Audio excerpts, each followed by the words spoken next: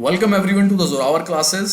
और जैसे कि आप सबको पता है हमने अपनी केवीएस की तैयारी शुरू कर दी है और ये चौथा लेक्चर है आज अपना। और एज पर शेड्यूल आज हम हिंदी ले रहे हैं। हमें या तो इंग्लिश लेनी थी या हिंदी लेनी थी, तो अपना हिंदी का एक टॉपिक जो है वो आज हम कवर करेंगे, समास।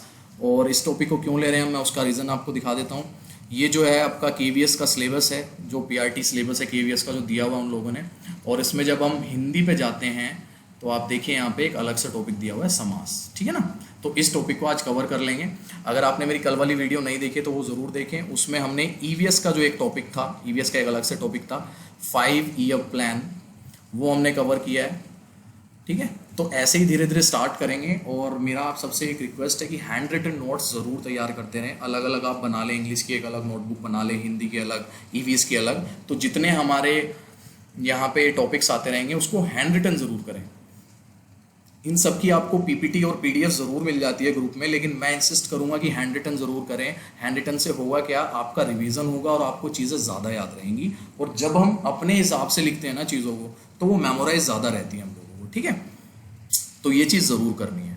Okay, let's come to the point. समास। अच्छा, सबसे पहले मैं उन भाई बहनों से बात करूंगा जो अभी फर्स्ट टाइम जुड़े हैं, तो वो 8638008832 पे मुझे व्हाट्सएप कर सकते हैं योर नेम। अगर आप हमारे व्हाट्सएप चैनल से जुड़ना चाहते हैं, व्हाट्सएप ग्रुप से जुड़ना चाहते हैं, आप अपना नाम, अपनी पोस्ट पीआरटी है या टीजीटी है वो, और आपका मीडियम हिंदी है या इंग्लिश मीडियम है, ठीक है। ये तीनों चीज़ें आप जो हैं इस नंबर पे मेरे को व्हाट्सअप कर सकते हैं। और फॉर टेलीग्राम चैनल, आप नीचे डिस्क्रिप्शन में लिंक दिया हुआ है टेलीग्राम चैनल का, केवीएस प्रिपरेशन के नाम से, आप उस पर चले जाएं, उसको ज्वाइन कर लें। और उसको ज्वाइन ज़रूर करें। उसका रीज़न ये है कि वहाँ पे जो है टाइम टू टाइम पोल्स होते रहते हैं, पोल होते रहेंगे आगे भी, रिगार्डिंग की तैयारी कैसी चल रही है, आगे क्या करना है हमें, मतलब उसमें पोलिंग हो जाती है तो पता लग जाता है कितने लोग जुड़ रहे हैं, किनका क्या है, येस है, नो है, जैसे भी है। और उसमें जो है क्विज़ भी स्टार्ट करेंगे हम थोड़े टाइम बाद। क्विज़ के क्वेश्चंस आएंगे उसमें, तो डेली के रूटीन में 5 या 6 क्वेश्चंस मैं डालने शुरू करूँगा उसमें थोड़े टाइम में। तो टेलीग्राम चैनल को भी आपको नीचे जाके ज़रूर ज्वाइन करना है, डिस्क्रिप्शन से में उसका लिंक है, उसको जरूर ज्वाइन कर लें। चलिए टाइम खराब नहीं करते हैं, अपना जो है समास का टॉपिक आज लेते हैं। समास का टॉपिक लेंगे आज हम। लास्ट में हमारे 25 जो हैं क्वेश्चन होंगे इसमें। 25 आज इसलिए लिए हैं मैंने क्योंकि बहुत छोटे छोटे क्वेश्चन होते हैं समास के और जल्दी जल्दी हो जाएंगे। मैक्सिमम आपको आज 10 सेकंड मिलेगी, क्वेश्चन जल्दी जल्दी करने हैं, आंसर उसके जल्दी जल्दी देने हैं, ठीक है। लास्ट में वही रहेगा आपका 25 में से जो स्कोर है आप वो बताएंगे। चलिए आज का टॉपिक जो है वो स्टार्ट करते हैं। समास। समास होता क्या है, देखिए समास जो है दो शब्दों सम और आस से मिलकर बना है। सम का मतलब है संक्षिप्त, यानी कि बहुत ही कम चीज़ करके, कोई भी छोटा चीज़ करके उसको। और आस का मतलब होता है कथन या शब्द, ठीक है। इन दोनों के मेल से मिलकर बना है हमारा समास, ठीक है। जिसका अर्थ है संक्षिप्त कथन या संक्षिप्त शब्द।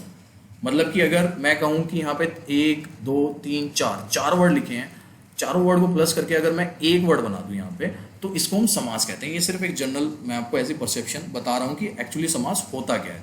छोटा चीज कर देना किसी को भी, उसे हम समास कहते हैं। समास प्रक्रिया में शब्दों का संक्षिप्तीकरण किया जाता है। मतलब बताया ना मैंने कि 4 शब्द है तो 4 शब्दों को 1 बना दिया या 2 बना दिया, मतलब उन्हें छोटा कर दिया।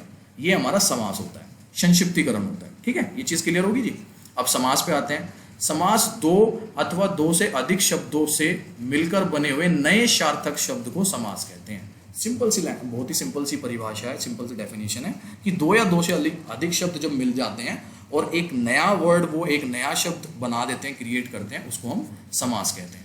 उदाहरण के लिए रसोई घर है, एक वर्ड है, लेकिन रसोई के लिए घर, अब देखो यहाँ 4 आ गए, 1 2 3 4। अब चारों को मिला के हमने जब रसोई घर बोल दिया तो ये समास हो गया। जैसे नीले रंग की गाय, यहाँ भी 4 है लेकिन हमने नील गाय बोल दी, तो हमें पता लग गया कि अगर मैं कह रहा हूँ कि नील गाय, तो हमें पता है नीले रंग की गाय को नील गाय कहते हैं। ये समास हो गया जी, सिंपल क्लियर। अब नोट एक चीज है, नोट पढ़ लें। समास के नियमों से निर्मित शब्द सामसिक शब्द कहलाते हैं। इसे हम समस्त पद भी कहते हैं। तो ये जनरल नॉलेज के लिए है कि अगर एक एग्जाम में ऐसा कोई क्वेश्चन आ जाता है कि सामसिक शब्द कौन से होते हैं तो वो समास होते हैं, या समस्त शब्द पद कौन से होते हैं तो वो समास होते हैं, इसलिए मैंने आपको बताया है। चलिए नेक्स्ट पे चलते हैं अपना। यस, समास के भेद। समास कितने प्रकार के होते हैं वो देख लेते हैं। समास 6 प्रकार के होते हैं, ये ध्यान रखना है हमें। अव्ययी भाव, तत्पुरुष, कर्मधारय, द्विगु, द्वंद्व और बहुब्रीहि। ये द्विगु और द्वंद्व लिखा थोड़ा अलग तरह से जाता है, यहाँ पे जब मैं टाइप कर रहा था तो वो आ नहीं पा रहा था, ठीक है। ये हमारे 6 टाइप के हमारे समास होते हैं। उसके बाद पदों की प्रधानता के आधार पर इनका वर्गीकरण किया गया है, ठीक है ना। एक होता है आपका पूर्व पद, एक होता है आपका उत्तर पद। पूर्व पद होता है पहले वाला, उत्तर पद होता है बाद वाला, ठीक है ना। कोई भी चीज जो, जैसे अगर मैं आपको कर्मधारय में ही एक चीज समझाने करूं तो कर्म जो है वो पूर्व पद है, धार्य जो है उत्तर पद है। तो जो पहले वाला होता है वो हमारा पूर्व पद होता है, जो बाद वाला होता है हमारा वो उत्तर पद होता है। तो पूर्व पर प्रधान अव्ययी भाव समाज में पूर्व पद जो है वो प्रधान होता है। इस चीज को ध्यान रखना है। जो पहले वाला होता है वो मेन होता है अव्ययी भाव समाज में। अब आते हैं उत्तर पद। उत्तर पद आपका तत्पुरुष में प्रधान होता है, कर्मधारय में प्रधान होता है और द्विगु में प्रधान होता है।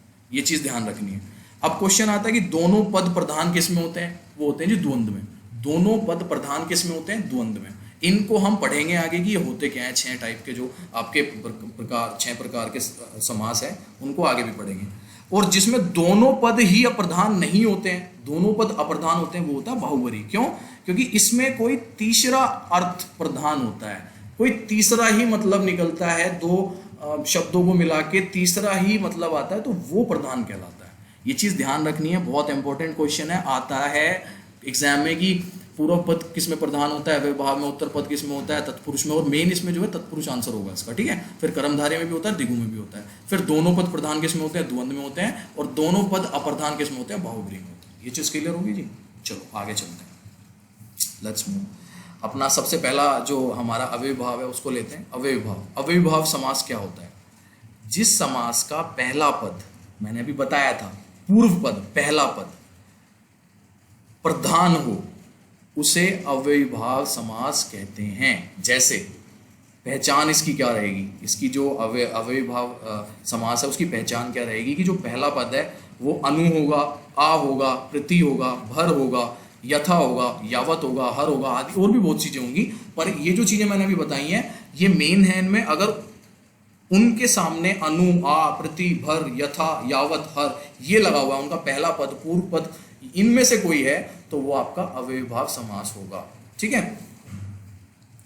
उदाहरण देख लेते हैं कुछ, जैसे कि आ जन्म।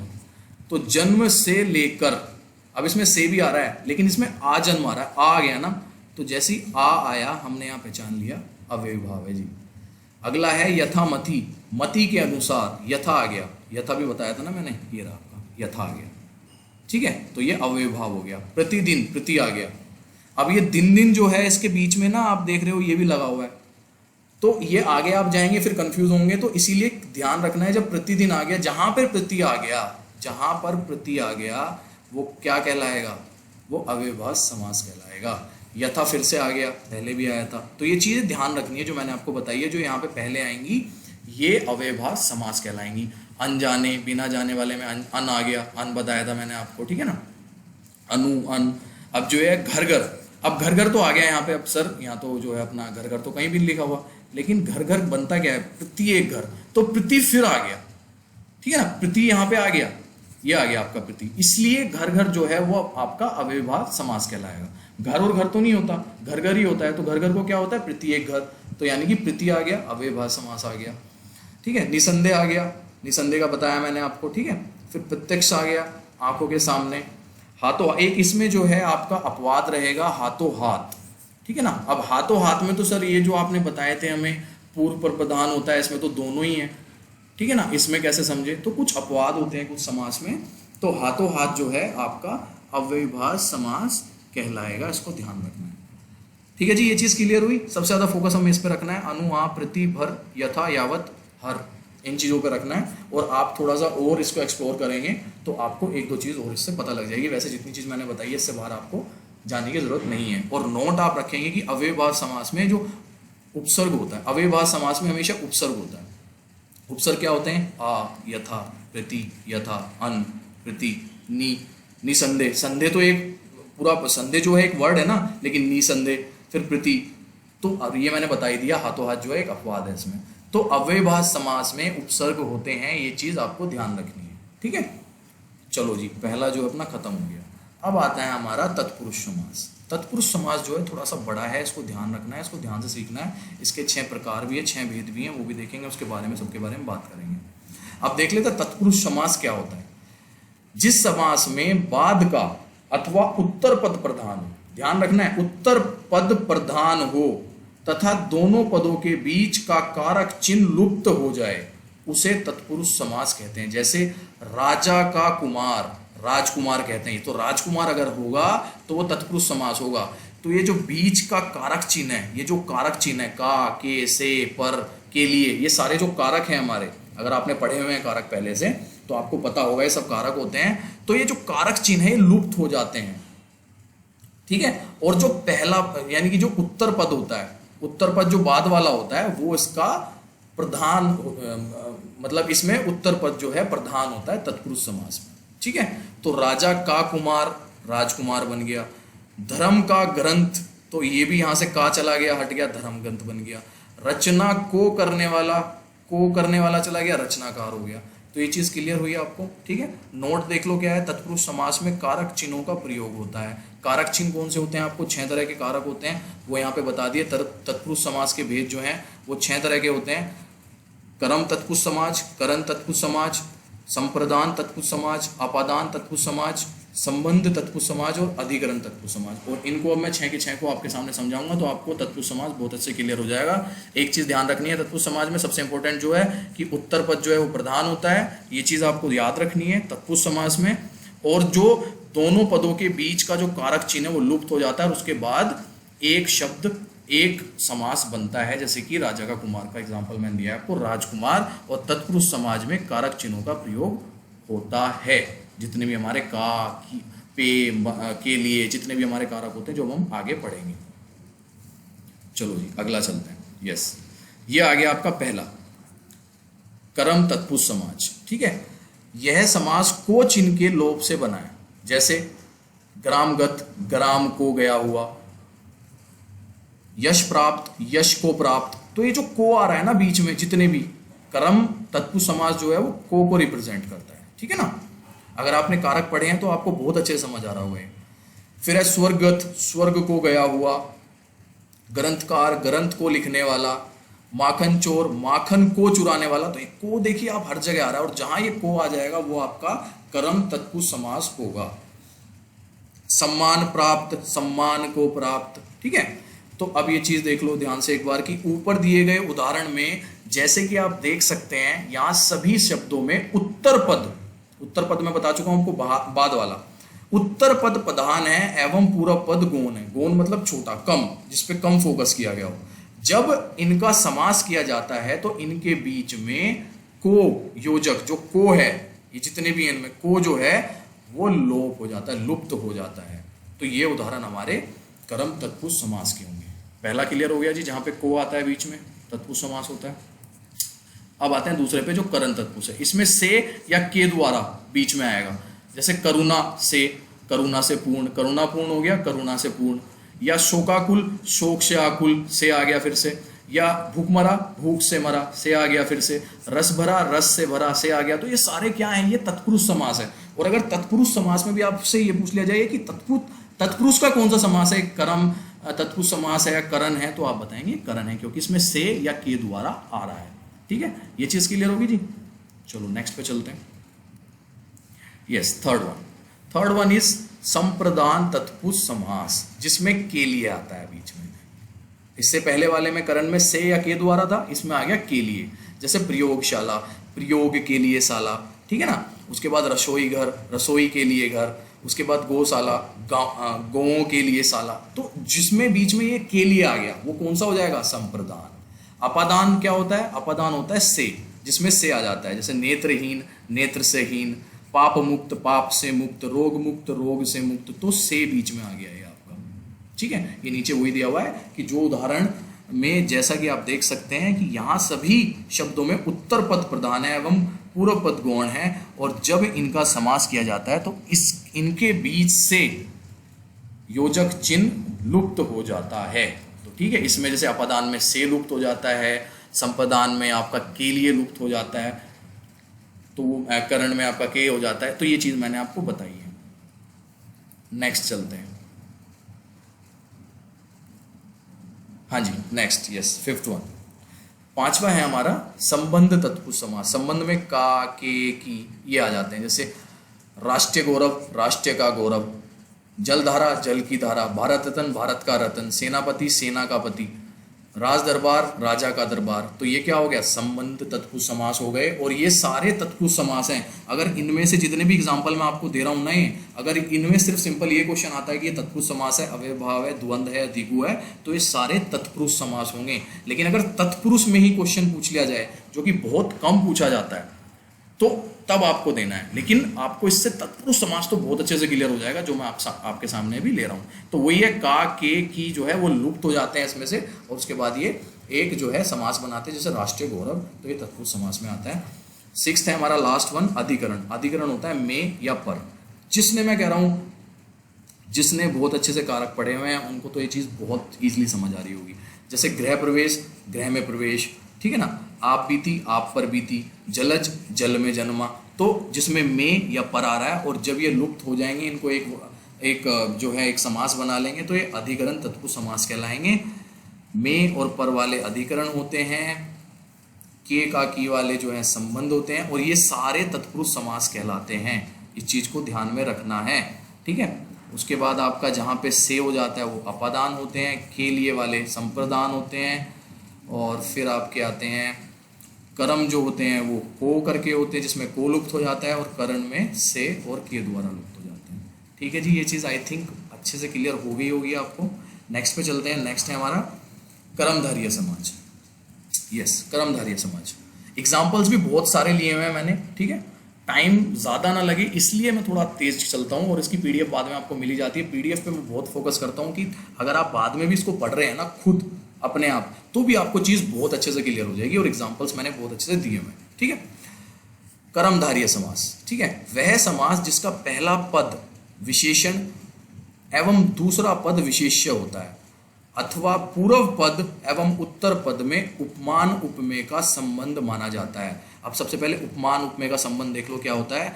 वह संबंध जिससे किसी की तुलना की जाती है वह तो कहलाता है उपमान, और जो तुलना के योग्य हो वह कहलाता है उपमेय, ठीक है। ये चीज़ हमें ध्यान रखनी है। अब जैसे मैं एग्जांपल लेता हूँ, चरण कमल, चरण के समान कमल, तो कमल तो क्या हो गया इसमें, उपमान हो गया, ठीक है, और चरण क्या हो गए इसमें, उपमेय हो गए। के समान कंपैरिजन किया जा रहा है ना, ठीक है, चरण कमल। और इसमें आपको पहचान कैसे होगी, इस समास का उत्तर पद प्रधान होता है, जो मैंने बताया था आपको, कर्मधारय का भी उत्तर पद जो है प्रधान होता है। एवं विग्रह करने पर दोनों पद के मध्य में है जो, ये ध्यान रखना है जो, ये एक है आपका, उसके बाद के समान ये एक है आपका, या रूपी, अगर ये जो है आते हैं, जैसे कि यहाँ पे है जो है, जैसा, के समान, ठीक है ना, यहाँ पे रूपी आ जाए, उस जैसा रूपी, तो ये सारे क्या कहलाएंगे, ये सारे कर्मधारय समास कहलाएंगे। अब इनके उदाहरण देख लेते हैं। जैसे कमल के समान आ गया, तो ये आपका चरण कमल हो गया, तो क्या हुआ, कर्मधारय। कर्मधारय क्यों हुआ, क्योंकि इसमें विशेषण और विशेष्य है, इसमें उपमान और उपमेय दी जा रही है। किसकी उपमेय दी जा रही है, हाँ जी, किसकी दी जा रही है, चरण की दी जा रही है। किसको दी जा रही है, कमल को दी जा रही है। विशेषता किसकी बताई जा रही है, कमल की विशेषता बताई जा रही है, विशेष्य बताया जा रहा है चरण को, कमल का जो विशेषण है। जब आप विशेषण, संज्ञा, सर्वनाम बहुत अच्छे से कर लेंगे तो ये चीज़ आपको बहुत क्लियर हो जाएगी। लेकिन ये चीज़ सबसे ज़्यादा ध्यान रखनी है कि जहाँ पे है जो, के समान, रूपी, ऐसे शब्द आते हैं वो सारे कर्मधारय समास कहलाते हैं। फिर आता है नील गगन, नीला है जो गगन, है जो, जैसा, चंद्र जैसा मुख, चंद्रमुख जैसा, कंपैरिजन हो रहा है, ठीक है ना, फिर से कंपैरिजन हो रहा है। पीत है जो अंबर, ठीक है ना, यहाँ पे विशेषता बताई जा रही है, पीत है जो अंबर, वो आपका इसमें जो है ये उपमा उपमेय संबंध जोड़ा जा रहा है। महात्मा, महान है जो आत्मा, ठीक है ना, फिर से कंपैरिजन किया जा रहा है। लाल है जो मणि, महा है जो देव, महादेव, नीली है जो गाय, नील गाय। ये सबसे पहला मैंने एग्जांपल दिया था एक आपको जब मैं समास बता रहा था, तो नील गाय अगर आती है तो नील गाय क्या होगी, कर्मधारय होगी। कमल के समान आ गया, मैंने बताया था अगर के समान आएगा तो कमल नयन हो गया आपका। नीला है जो, फिर है जो आ गया, ये मैंने बताया था कि जहाँ पे है जो आएगा वो नील कमल होगा। तो आई थिंक आपको कर्मधारय समास अच्छे से क्लियर हो गया होगा। और फ्रेंड्स, इसके बाद भी मैं ये कहता हूँ कि मैं ऐसा नहीं हूँ कि मैं आपको बिल्कुल क्लियर कर दूंगा कॉन्सेप्ट, लेकिन हाँ कई हद तक मुझे लगता है ऐसा, आप इस वीडियो को देखने के बाद समाज जो है वो 90% तक आपका बिल्कुल क्लियर हो जाएगा, और आप किसी भी तरह के कहीं पे भी जाके आंसर कर सकते हैं, ठीक है। लेकिन 10% हमेशा आप पे डिपेंड रहता है और 10% पूरा भी कभी नहीं होता। ठीक है ना, समास पे एक किताब भी लिखी जा सकती है। तो भाई नॉलेज का कोई एंड नहीं है। तो मैं हमेशा ये कहूँगा, जैसे आपने मेरी वीडियो देख ली, आप कहीं से और ज़रूर कंटेंट पढ़ लें और कर लें और कर लें, तो आपका पूरा पक्का हो जाएगा ये। वैसे इस वीडियो के बाद मैं कह रहा हूँ आपसे कोई क्वेश्चन छूटने नहीं वाला है। चाहे आप इसके बाद कहीं पे भी जाके, मैं जैसे कहता हूँ कि गूगल पे चले जाओ, वहाँ पे आपको 100 तरह के MCQ क्वेश्चन मिलेंगे, तो वहाँ पे जाके इसको अटैम्प्ट कर लो। ठीक है ना, वहाँ पे आपको पता लग जाएगा आपका ये चीज़ कितना क्लियर हुआ है। ठीक है ना, उससे ये चीज़ ज़रूर पता लगे और ये चीज़ करो आप, इससे आपका कॉन्फिडेंस बढ़ेगा। नेक्स्ट आते हैं हमारा द्विगु समाज। द्विगु और द्वंद समाज बहुत ईजी है दोनों। द्विगु समाज में पहला पद संख्यावाचक होता है, बस ये ध्यान रखना है। जहां संख्या आ गई, विग्रह करने पर समूह का बोध होता है। जैसे उन्हें वो कर देते तो समूह आ जाता है। जैसे कि 2 पैर तो 2 आ गया ना, जहां संख्या आ गई वो आपका द्विगु समाज हो गया। पंचवटी 5 अगर इसको अलग करेंगे, सप्ताह 7 मतलब जहां भी चौराहा 4 राहों का समूह। ठीक है, तिरंगा 3 रंगों का समूह। तो जहां भी आपकी संख्या आ गई, जहां भी संख्या आ गई, आंख बंद करके द्विगु समाज लगाना है, बहुत ईजी है। नवरात्रि 9 रात्रियों का समूह, 9 आ गया, 4 आ गया, 4 आ गया, चारपाई 4 पैरों का समूह। तो ये सारे क्या होंगे आपके द्विगु समाज होंगे, क्योंकि इसमें क्या है, संख्या आ रही है। चलो जी नेक्स्ट पे चलते हैं अपना द्वंद समाज। द्वंद समाज और द्विगु समाज सबसे इजी है। इसमें द्वंद समाज में बता देता हूं, जिस समस्त पद के दोनों पद प्रधान हो, ये चीज मैंने आपको पहले बताई थी कि इसमें दोनों पद प्रधान होते हैं, सबसे पहले पेज पे बताई थी। और विग्रह करने पर और, अलग करने पर और, अथवा, या एवं लगता हो, वो जो है आपके द्वंद समास कहलाते हैं। पहचान, दोनों पदों के बीच योजक चिन्ह का प्रयोग भी होता है। जैसे दिन और रात हम लिखते हैं ना, यहाँ दिन लिखेंगे, फिर ऐसे करेंगे, फिर रात लिखेंगे, तो ये क्या हो जाएगा आपका द्वंद समास हो जाएगा, दिन और रात। और इसका मतलब हमें और में ही कन्वर्ट होता है। जो हमारा ये योजक चिन्ह होता है ना यहाँ पे, इसका मतलब हमारा और ही होता है। ठीक है, तो अब देख लेते हैं, एग्जाम्पल देखेंगे, आपको क्लियर हो जाएगा। अनजल, ये योजक चिन्ह आ गया यहाँ पे, अन और जल। अगर या तो और आ जाए, या ये योजक चिन्ह आ जाए, या अथवा आ जाए, या आ जाए, या एवं आ जाए, ये सारे किसके एग्जाम्पल्स हैं, ये सारे द्वंद समाज के एग्जाम्पल्स हैं। तो जिसमें और आ गया, एवं आ गया, अथवा आ गया, या आपका ये चिन्ह आ गया, ये वाला योजक चिन्ह, तो ये सारे क्या होंगे, ये सारे आपके द्वंद समाज होंगे। इसके एग्जाम्पल्स फटाफट देख लेते हैं। अंजल, अन और जल, अपना प्यारा, अपना और प्यारा, राजरंग, राजा और रंग, देश विदेश, देश और विदेश, रात दिन, रात और दिन, भला बुरा, भला और बुरा, छोटा बड़ा, छोटा और बड़ा, पाप पुण्य, पाप और पुण्य, रुपया पैसा, रुपया और पैसा। और गौरी शंकर, देखो यहाँ पे आप कहेंगे यहाँ पे तो सर जो है आपका ये चिन्ह नहीं है, यहाँ पे गौरी शंकर तो एक साथ लिखा हुआ है। तो गौरी शंकर, गौरी और शंकर भी होता है। ठीक है, और गौरी शंकर को ना बहुब्रीहि समास भी हो सकता है, क्योंकि गौरी शंकर एक किसी तीसरी आदमी की तरफ भी इशारा कर रहा है। ठीक है, चलते हैं नेक्स्ट, लास्ट जो है अपना उसको लेते हैं, जो कि है हमारा बहुब्रीहि समास। यस, ये वाला बहुब्रीहि समास। अब बहुब्रीहि समास क्या होता है, इस समास में कोई भी पद प्रधान नहीं होता, ये चीज मैंने आपको सबसे पहले बताई थी। और विग्रह करने पर एक नया शब्द निकलता है जो बहुब्रीहि समास कहलाता है।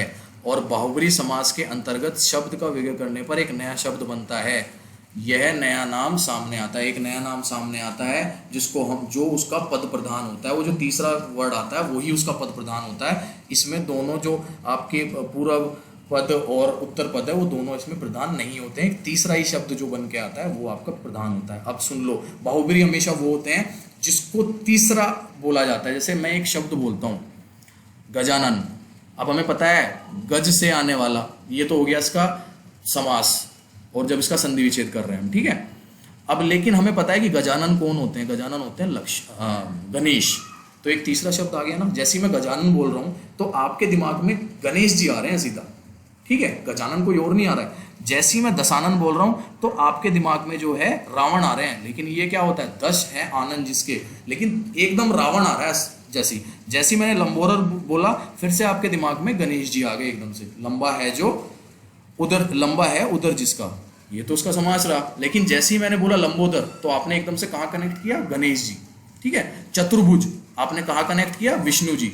मैंने बोला मुरलीधर, आपने कहाँ कनेक्ट किया, किशन जी। मैंने बोला निशाचर, तो निशाचर आप इसका ऐसे नहीं देखेंगे निशा रात में जो विचारण करने वाला, नहीं, आप कहेंगे राक्षस होता है निशाचर। तो जैसे ही हमारे पास कोई ऐसा वर्ड आता है जो कि तीसरे एक नया ही शब्द सामने लेके आता है, उसको हम बहुब्रीहि समास कहते हैं। बहुत ईजी है, इसको ध्यान रखना है। ठीक है जी, 6 के 6 जो है आपके क्लियर हो गए।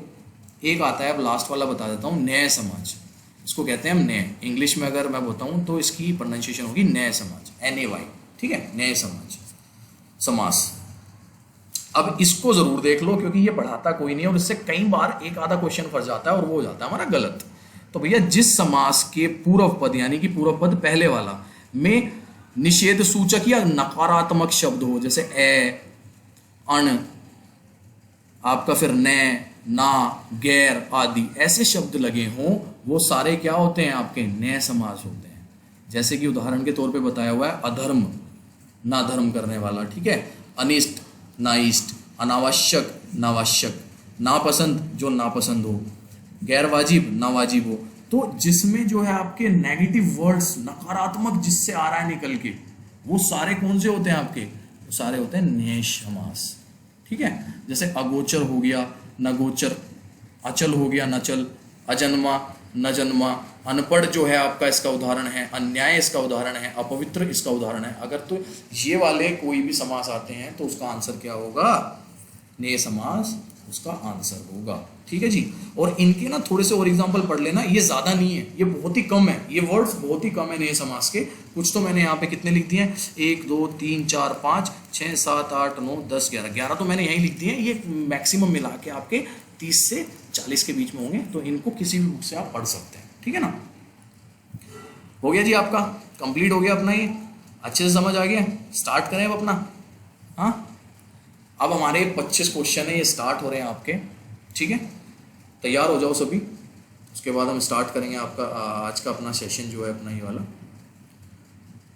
हाँ जी, रेडी, ओके, लेट्स स्टार्ट। वही वाला काम है अपना कि पहले का A है, पहले का B है, पहले का C है या पहले का D है, आपको ये बताना है।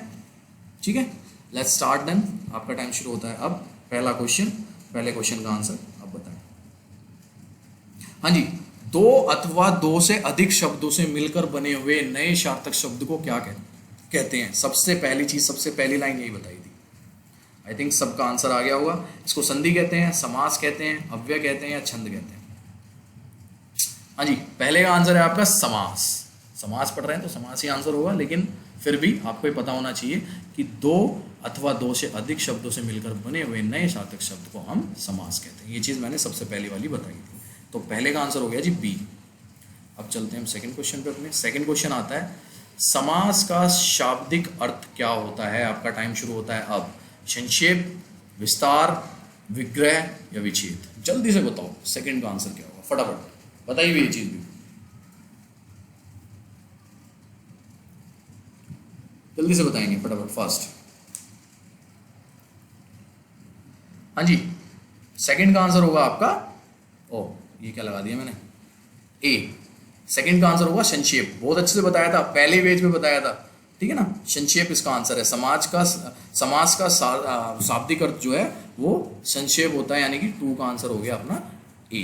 ठीक है जी, चलो थर्ड पे चलते हैं अपना। हाँ जी, थर्ड जल्दी जल्दी से करेंगे अब, क्योंकि टाइम फिर खराब ही होता है। जल्दी जल्दी। निम्नांकित में से कौन सा पद अव्ययभाव समास है। ग्रहगत, आचार कुशल, प्रतिदिन, कुमारी। पढ़ते ही आपका आंसर आ जाना चाहिए कि जैसे ही यहाँ पे अव्ययभाव आया और आपके पास 4 ऑप्शन है, पढ़ते ही आप आंसर कर दो। तीसरे का फटाफट, तीसरे का A है, B है, C है, D है। जल्दी से बताओ, बहुत अच्छे से क्लियर है ये चीज। Very good, you all are right.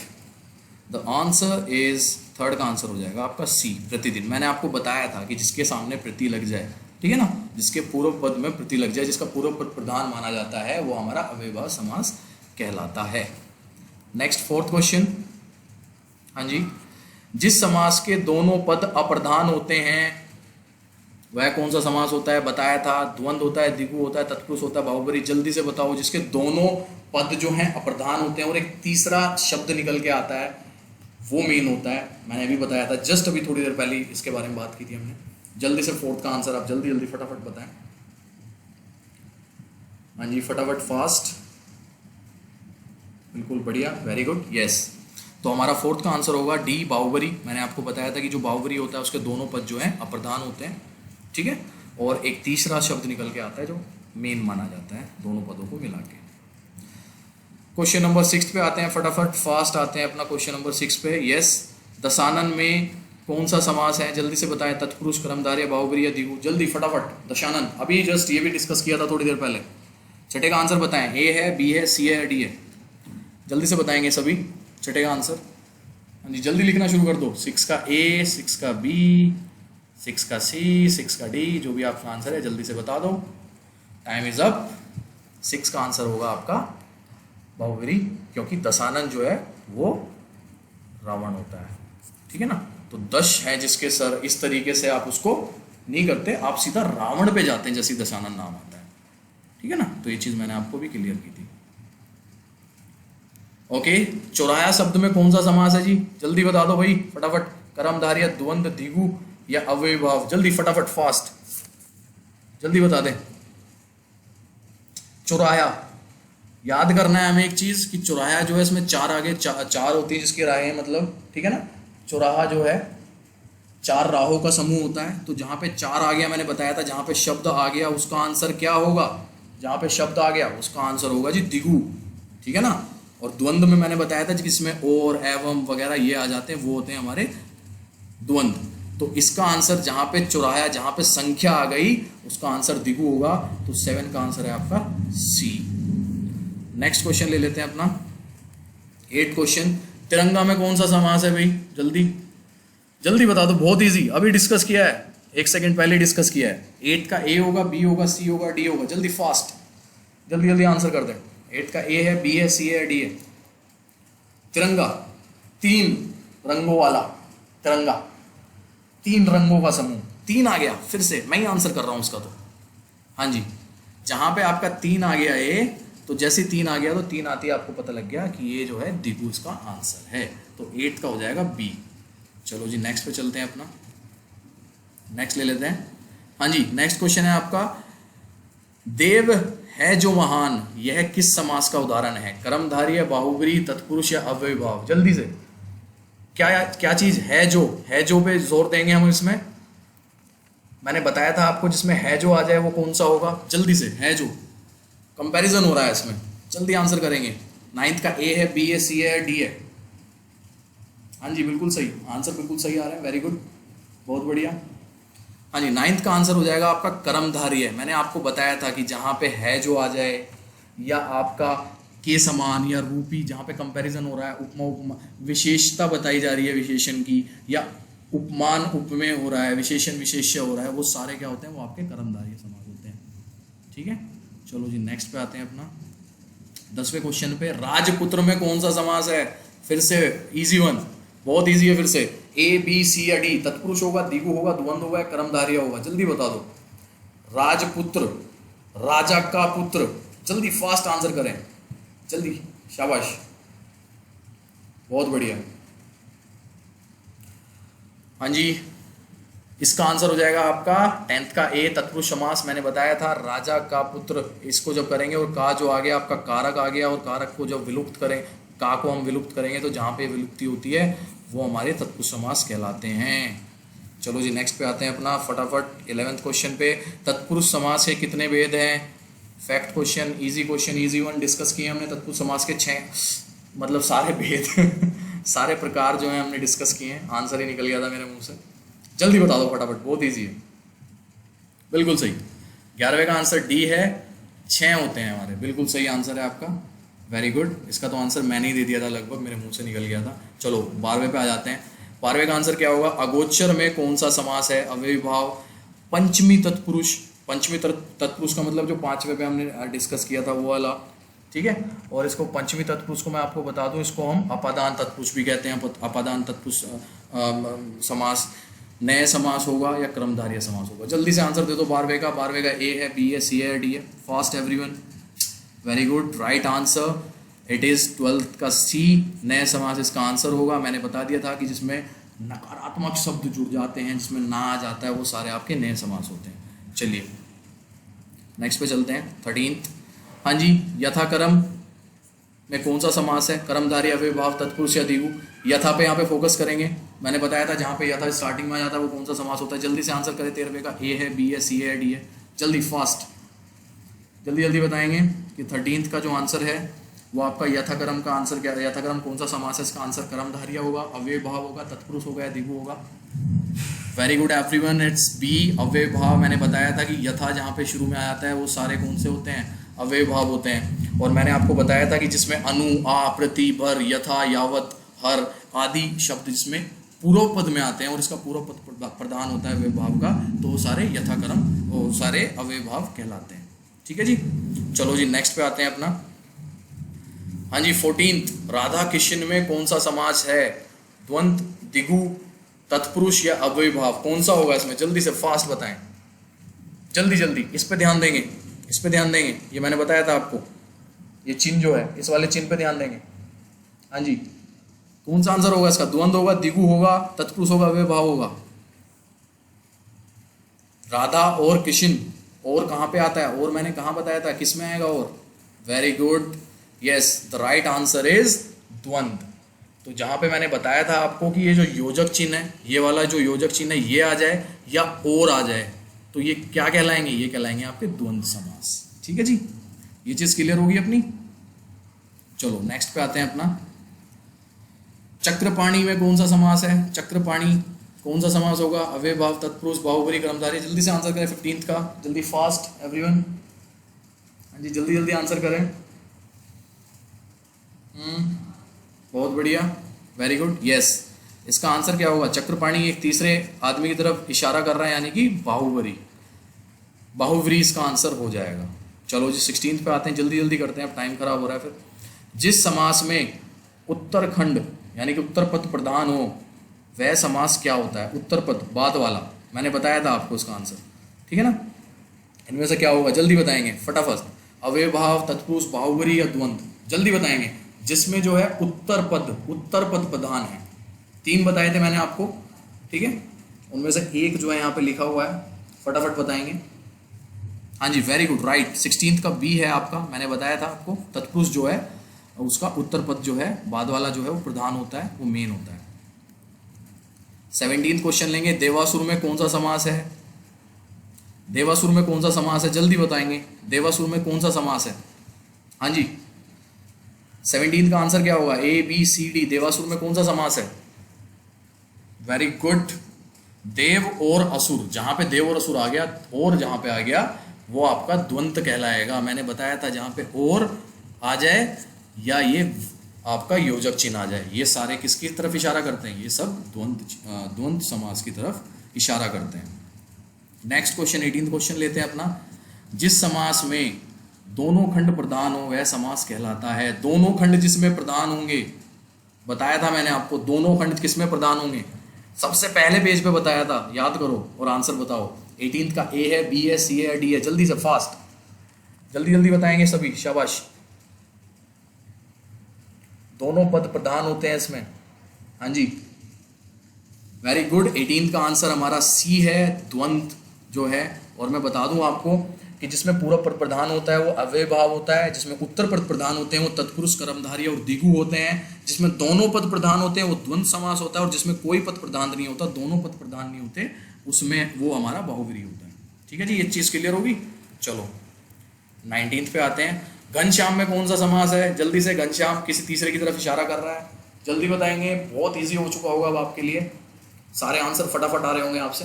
और इसके बाद मैं आप लोगों को जरूर कहूंगा कि एक कोई भी MCQ जरूर ट्राई करें ऑनलाइन किसी भी एग्जाम पे समास से, ठीक है ना, समास का कोई भी एक MCQ जरूर ट्राई करें, और आप देख लेना आप सारे ऑलमोस्ट सारे क्वेश्चन आप सही कर रहे होंगे इसके बाद। हाँ जी बिल्कुल सही, बाहुव्रीहि है, क्योंकि घनश्याम जी जो है हमारे कृष्णा जी को हम घनश्याम जी कहते हैं, ठीक है ना, तो बाहुव्रीहि एक तीसरे की तरफ इशारा हो रहा है। हाँ जी, प्रधानमंत्री में कौन सा समास है, जल्दी से बताओ, अव्यय भाव, बाहुव्रीहि, तत्पुरुष या द्वंद। ये मैंने आपके साथ डिस्कस नहीं किया, इसीलिए नहीं किया था कि एक आधा क्वेश्चन ऐसा भी छोड़ना चाहिए जो आप लोग खुद करें, जल्दी से बताएंगे फटाफट फास्ट, क्या लगता है आपको क्या होगा इसका आंसर। 20वें का आंसर ए होगा, बी होगा, सी होगा, डी होगा, अव्यय भाव, बाहुव्रीहि, तत्पुरुष या द्वंद। मैं आपको बता दूं प्रधानमंत्री जो है हमारे बाहुव्रीहि समास होते हैं। क्यों होते हैं इसका रीजन भी आपको बता देता हूँ कि प्रधानमंत्री, मंत्रियों में जो प्रधान होता है उसको प्रधानमंत्री बोला जाता है, ठीक है ना, तो मंत्रियों में जो प्रधान है उसको हम प्रधानमंत्री बोलते हैं, इसलिए प्रधानमंत्री जो है हमारा बाहुव्रीहि समास रहता है। ये अपवाद है, इसका याद रखना है। कोई चीज़ें अपवाद होती हैं, आप कहेंगे सर इसे प्रधानमंत्री कह रहे हो और उसे प्रधानमंत्री कह रहे हो, कुछ चीज़ें अपवाद होती हैं। तो प्रधानमंत्री मैंने इसीलिए दिया है कि प्रधानमंत्री में आप लोग कंफ्यूज ना हो जाओ। 21 पे आते हैं। हाँ जी, सप्त सिंधु में कौन सा समाज है? सप्त सिंधु 7 आ गया जी, नंबर आ गया, जल्दी से बता दो फटाफट। दिगु, तत्पुरुष, आपका क्रमधारी है, बाहुबली। नंबर आ चुका है, नंबर आती है आपको पता हो जाना चाहिए कि 21 का आंसर क्या है। जल्दी से फास्ट आंसर कर दे 21 का। बिल्कुल सही, बढ़िया। हाँ जी, 21 का ए आंसर हो जाएगा। क्यों? क्योंकि मैंने बताया हुआ है जहाँ भी आपका नंबर आ जाता है सप्त यानी कि 7, यहाँ पे नंबर आ गया था आपका, और नंबर आते ही आप आंख बंद करके दिगु उसका आंसर लगा देंगे। ठीक है, नेक्स्ट क्वेश्चन पे चलते हैं। अनुरूप में कौन सा समास है? जल्दी बताएंगे, जल्दी जल्दी। अनुरूप में कौन सा समास है? अव्यय भाव, द्वंद्व, द्विगु, क्रमधारय। जल्दी से बता दो भाई, इजी क्वेश्चन, फिर से इजी, बिल्कुल इजी बॉल है, लप्पे वाली, मतलब फुल टॉस बॉल पड़ती है ना, वही है, तो छक्का मार दो उस पर जल्दी से, शाबाश। हाँ जी, 22 का आंसर बिल्कुल सही। 22 का आंसर अव्यय भाव होगा। क्यों होगा अव्यय भाव? इसका रीजन मैं आपको बता देता हूँ। मैंने बता दिया था कि पहचान करनी अव्यय भाव समास की क्या रहती है। उनका पहला पद जो है प्रधान होता है, और वो होता है अनु, आ, प्रति, भर, यथा, यावत, हर, और कुछ होते हैं। इसमें अनु आ गया तो अनु आते ही आपका आंसर अव्यय भाव हो जाना चाहिए। ओके, नेक्स्ट पे चलते हैं 23 पे। 23 आ गया आपका प्रतिकूल। प्रतिकूल फिर से प्रति आ गया है, प्रति आती है आपका ऑप्शन 23 का आ जाना चाहिए, एकदम फास्ट आ जाना चाहिए। दिगु, द्वंद्व, क्रमधारी, अव्यय भाव। जल्दी से बता दो जी 23 का आंसर, जल्दी फटाफट फास्ट जल्दी से दे दें। आज वीडियो थोड़ी लंबी हो गई है क्योंकि मेरा हमेशा कोशिश रहती है कि एक ही वीडियो में वो टॉपिक पूरा कवर हो जाए और उस पर कुछ क्वेश्चंस आ जाए, ताकि आपको कॉन्सेप्ट क्लियर हुआ है नहीं हुआ है ये चीज़ आप लोगों को पता लग जाए। बिल्कुल सही आंसर है 23 का डी होगा। डी क्यों होगा? क्योंकि इसमें प्रति जो है आ गया है स्टार्टिंग में, और मैंने बताया था कि जो पहला पद इनसे स्टार्ट होता है अनु, आ, प्रति, भर, यथा, यावत, हर आदि से, तो वो सारे आपके अव्यय भाव होते हैं। चलो जी 24 पे आते हैं। लंबोदर में कौन सा समास है? लंबोदर किसी और की तरफ इशारा कर रहा है। जब किसी और की तरफ इशारा किया जाता है तो वो कौन सा समास होता है? दिगु, तत्पुरुष, क्रमधारय, बाहुबली। 24 का आंसर दे दो जी जल्दी, फास्ट जल्दी से आंसर दे देंगे 24 का, जल्दी से फास्ट। बहुत बढ़िया, वेरी गुड। हाँ जी, बिल्कुल सही, राइट आंसर है बाहुबली, डी होगा। क्यों? क्योंकि लंबोदर जो है गणेश जी को बोला जाता है, बताया था मैंने आपको ये। ठीक है, तो इसका आंसर लंबोदर का आंसर बाहुबली होगा, क्योंकि तीसरे की तरफ इशारा कर रहा है। और जो आपका बाहुबली समास होता है वो दोनों पद प्रधान उसमें नहीं होते हैं, ना पूर्व पद ना उत्तर पद, और तीसरे की तरफ इशारा करता है। 25 लास्ट क्वेश्चन है जी। अनपढ़ में कौन सा समास है? अव्यय भाव है, पंचमी तत्पुरुष है। पंचमी तत्पुरुष का मतलब बता दिया था मैंने आपको। अपादान तत्पुरुष जो मैंने शेयर किया था आप लोगों के साथ, बात की थी, ने समास है या क्रमधारय समास है। फिर से अनपढ़, अनपढ़ भी मैंने आप लोगों के साथ बताया था, बात की है हमने अनपढ़ पे। जल्दी बता दो 25 का, और उसके बाद अपना स्कोर बता दो क्या है। स्कोर नीचे कमेंट बॉक्स में कर दो। हाँ जी, 25 का आंसर ने समास होगा, यानी कि 25 का आंसर होगा हमारा सी। ओके, तो अब जल्दी बता दो कि आपका स्कोर क्या है नीचे कमेंट बॉक्स में। 25 में से कितने सही रहे, कितने गलत रहे, और अगर गलत रहे तो क्या रीज़न रहे उसके पीछे आपका। थैंक यू एवरीवन, आज के लिए इतना ही था। ठीक है, और आगे जो है अपना कल हमारा टेस्ट वाला रहेगा। तो कल जितना हमने अभी तक पढ़ा है, हमारी 3 या 4 क्लासेस जो हुई हैं, उसमें से एक कंबाइंड टेस्ट मैं बनाऊंगा। आप लोग उस चीज़ के लिए तैयार रहें। अराउंड आपके 50 क्वेश्चंस होंगे, 50 क्वेश्चंस लेके चलेंगे। जितने मैंने अभी तक आपको पढ़ाया है ना, MCQs और जितना भी टॉपिक पढ़ाया है, उसमें से कहीं से भी 50 क्वेश्चंस आ सकते हैं। तो कल के लिए आप तैयार रहें। कल आपका टेस्ट है, उस टेस्ट में 50 क्वेश्चंस होंगे। 50 में से क्या आपका स्कोर रहता है वो देख लेना। और कल की वीडियो में पूरी कोशिश करूंगा कि 9 बजे अपलोड हो जाए, क्योंकि ये बार बार डिले हो रहा है। आज भी ये 9:30 पे मतलब लेट हो ही गई है। Okay everyone, thank you, God bless you, take care, तैयारी करते रहें।